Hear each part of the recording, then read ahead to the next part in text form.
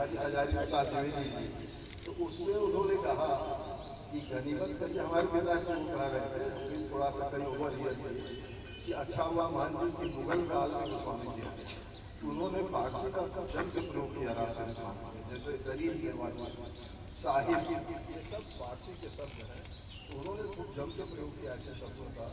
कहे कि अगर ब्रिटिश काल में होते तो इंग्लिश का भी प्रयोग रामायण में वो कर रहे थे, तो इतने मतलब इस तरह के वो आर्किटेक्ट थे।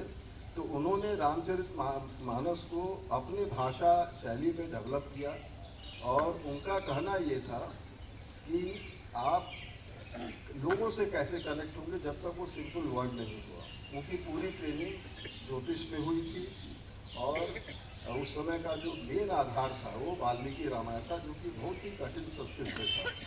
तो उन्होंने जब बनारस में जब वो पदार्पण किए यहाँ, तो पूर्ण शहर में हनुमान फाटक में वो रहते थे, तो यहाँ के जो हम लोग की कम्युनिटी है, पंडित बिरादरी, थोड़ा उन पर नाराज हो गई कि ये नया विद्या लेकर यहाँ आ गए हैं और ये हम लोग का काम सब खराब करेंगे। तो बहुत उनका विरोध हुआ वहाँ पे, और विरोध इस एक्सटेंट का हुआ कि लोगों को थ्रेट भी दिए जाने लगे कि जो भी उनके यहाँ जाएगा उनके ऊपर पत्थर तक मारेंगे हम लोग। उससे वो एकदम दुखी होकर वहाँ वो स्थान छोड़कर यहाँ तुलसी घाट, जो अस्सी गंग के तीर का concept, this is part and parcel of अस्सी घाट, अभी तो गोस्वामी जी के नाम से ये तुलसी घाट पड़ा, तो यहीं पे वो आ गए, और उसमें उन्होंने यहीं पे रामचरित मानस लिखना शुरू किया। और उसमें एक जगह जो आप देखें कि किष्किंधा कांड में एक मेंशन है, क्यों उन्होंने इस जगह को चूज़ किया।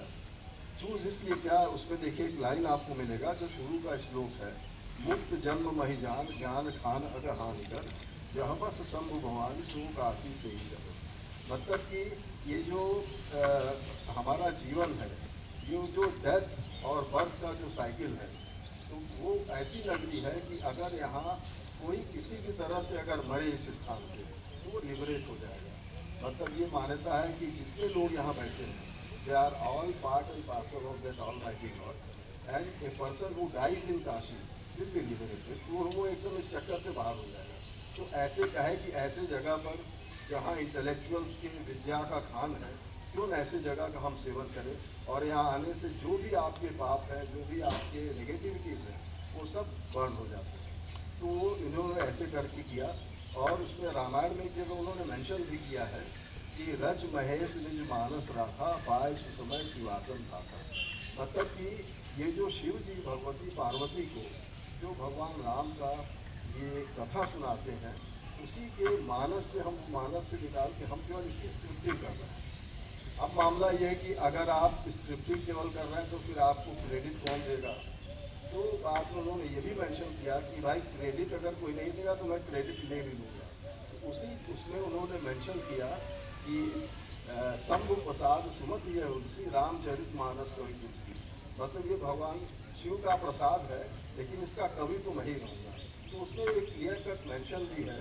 तो इस तरह से उन्होंने रामचरित मानस को डेवलप किया। और जो विरोध हुआ, उन्होंने अपने कवितावली में एक कॉम्प्लीमेंट्री शब्दों का प्रयोग करके एक उन्होंने पद लिखा।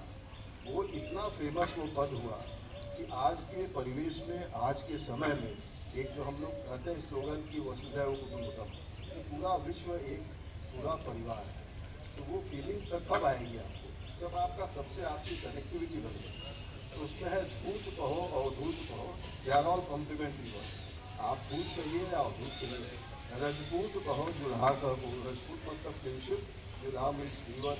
रजपूत कहो जुल्हा कहो, काहू की बेटी से बेटा न ब्याह, काहू की जात बिगाड़ सो। हमको अपने बच्चों का किसी से शादी नहीं करना है और न किसी का जात बिगाड़ना है। धूत कहो धूत कहो, रजपूत कहो जुल्हा कहो, काहू की बेटी से बेटा न ब्याह, काहू की जात बिगाड़ सो।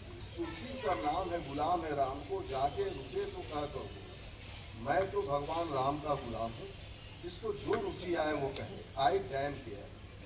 ठीक है। फिर उसके बाद है मांग के खरीदो मसीत में सोचो। मतलब कि अगर तुम हमको खाना नहीं दोगे तो मैं मांग के बैठ करके खाना, और अगर तुम रहने के लिए काशी में स्थान नहीं दोगे तो मैं रात में जाके मस्जिद में सोऊंगा। अब देखिए, जो हिंदू मुस्लिम की जो हम लोग बात करते हैं, तो वो वहाँ तक वो तैयार थे कि अगर स्पेस नहीं दोगे तो मैं मस्जिद में सो जाऊँगा, फिर सुबह निकल जाऊँगा। तो इस तरह का गोस्वामी जी का फिलॉसफी था। तो हम लोगों ने एक जो फील किया, जैसे लोग कुछ लोग पूछते हैं कि काशी कितनी पुरानी है, तो आपके यहाँ के ही एक विद्वान ने, मार्क ट्वेन ने, जो कि बहुत ही सेलिब्रेटेड राइटर, बहुत ही रेस्पेक्टेड है, काशी में वो रहे भी हैं। Kashi is older than history, older than reason and older than tradition and twice older if all of them are put together. तो काशी का ओर छोर आपको पता नहीं लगेगा। This is presume that this is not present on this globe. ये शिव जी के ट्राइडेंट पे ये शहर अलग से बसा है and this is the dwelling space of Shiva ji. तो ये काशी की महत्ता है। और काशी कभी डेंस फॉरेस्ट से सराउंडेड था। इसका जो एक नाम है आनंद कानन, फॉरेस्ट ऑफ ब्लिस। तो वो फॉरेस्ट तो सब चले गए, लेकिन यहीं से एक स्थान है संकट मोचन मंदिर। वो इसी इंस्टीट्यूशन का इंटीग्रल पार्ट है और वो करीब 8.5 एकर्स का परिसर है। और काशी का जो वर्जिन फॉरेस्ट है वो संकट मोचन मंदिर में अभी भी विद्यमान है and we have maintain it in its original form. जो आप अभी दर्शन करके आए हैं मंदिर में, वो गोस्वामी जी का रेजिडेंस है। और आप इमेजिन करिए 500 साल से वो भवन उसी तरह है, उसमें कोई मॉडिफिकेशन नहीं, कोई चेंज नहीं। तो you can feel the ambience of this place. तो हमारा ये है कि काशी आप आँख खोल कर भी भ्रमण करें, सब देख लें, लेकिन असली काशी तब आप देखेंगे जब आप आँख बंद करके मेडिटेट करेंगे, इस शहर में मूव करेंगे, तब जाके आपके काशी को राइज वो करेंगे। तो हमारा ये है कि बहुत अच्छे अच्छे ट्रेडिशन अगर आप रिचुअल्स के फॉर्म में ही केवल अगर प्रैक्टिस करेंगे, वो सब चीज़ पब्लिक डोमेन से चली जाती है।